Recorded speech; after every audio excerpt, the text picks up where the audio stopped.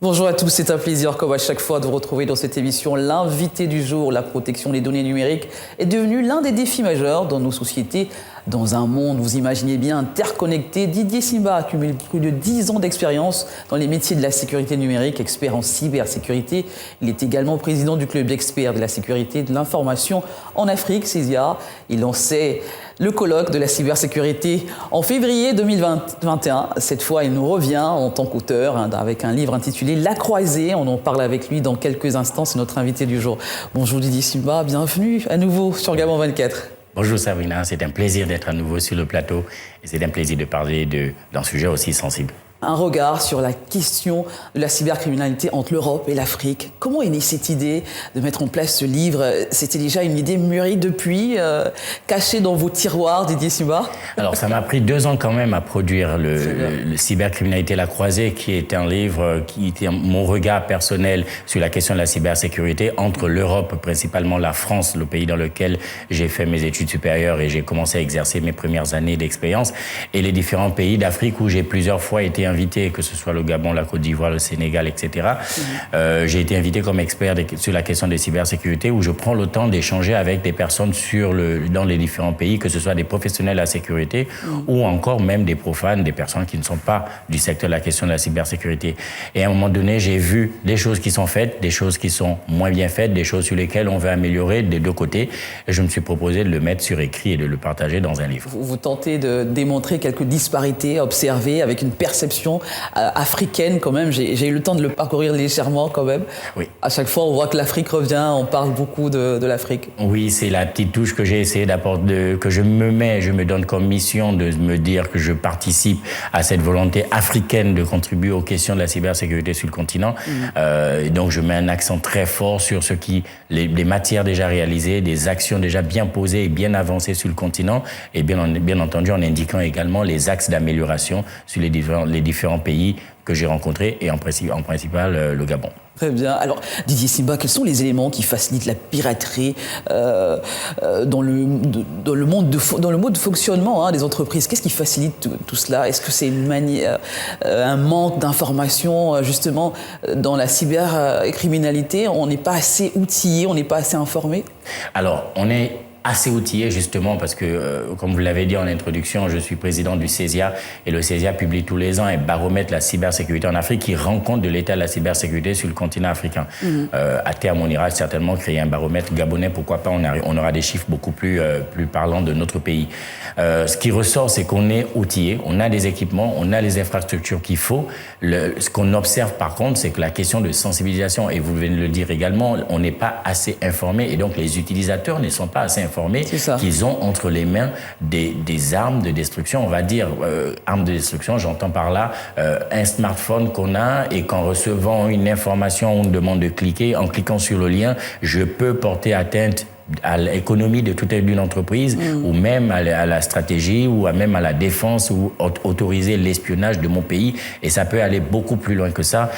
C'est le manque de sensibilisation dans un premier point. Après, quand on a dit ça, on se rend compte qu'il y a quand même des étapes à franchir pour arriver sur une sensibilisation beaucoup plus efficace, parce qu'il ne suffit pas de faire des plateaux télé ou encore de faire des sensibilisations très légères dans une entreprise. C'est une vraie campagne qui peut être mise en place et qui devrait être suivie dans la durée pour que les personnes prennent la mesure de la question. Y a-t-il un cadre juridique pour tout cela, pour lutter contre la cybercriminalité?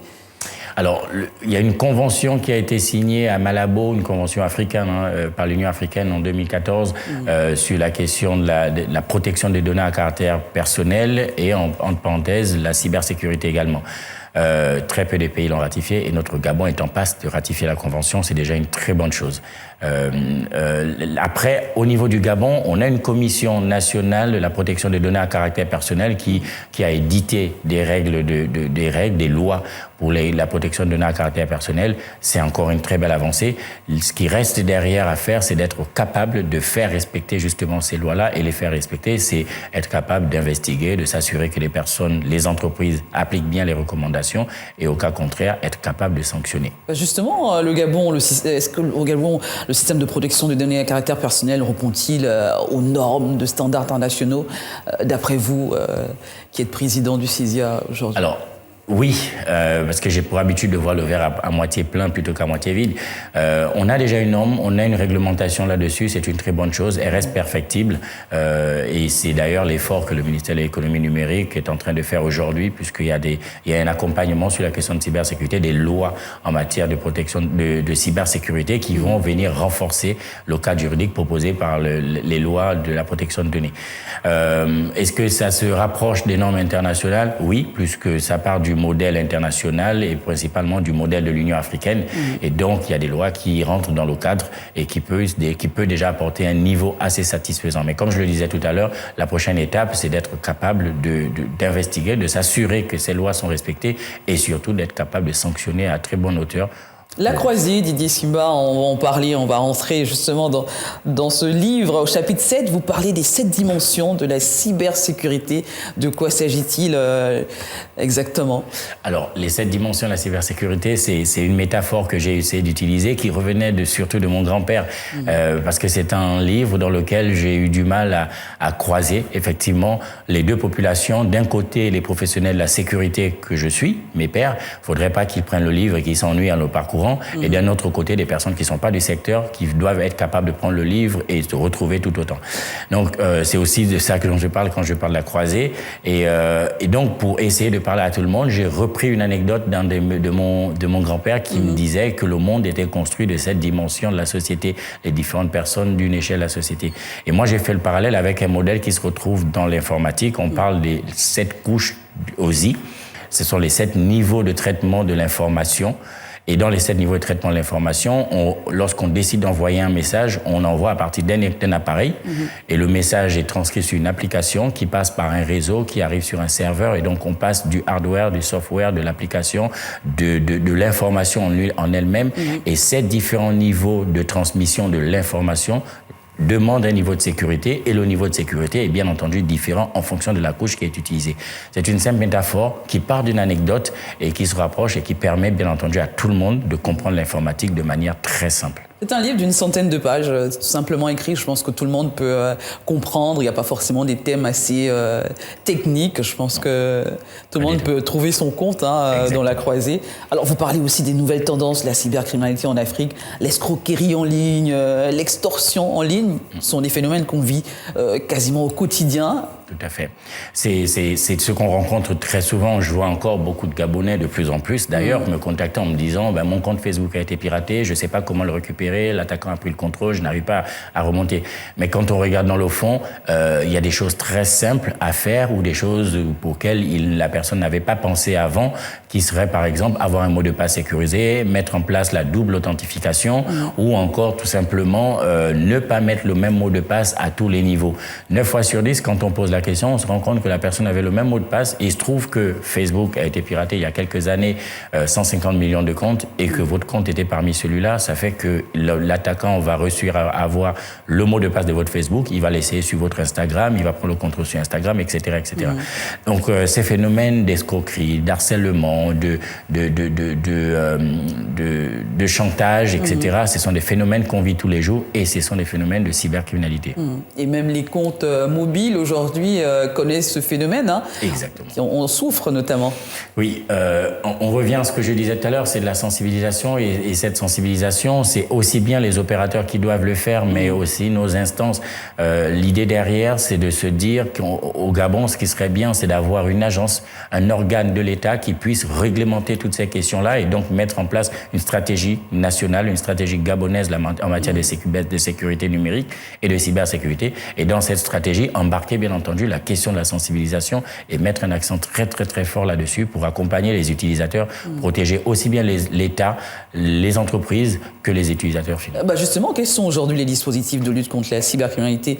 Pour reprendre vos propos dans le livre, dans la mesure où plus de la moitié de l'humanité court le risque d'être victime de la cybercriminalité à tout moment.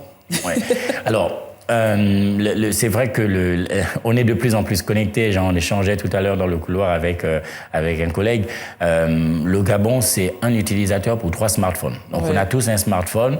Le Gabon est le premier pays de l'Afrique centrale à être connectés à Internet et on est très bien placé, je n'ai pas envie de dire des erreurs sur le chiffre, mais on est très bien placé au niveau de continental sur le taux de pénétration d'Internet. Ce qui veut dire qu'on est de plus en plus connecté, de plus en plus exposé.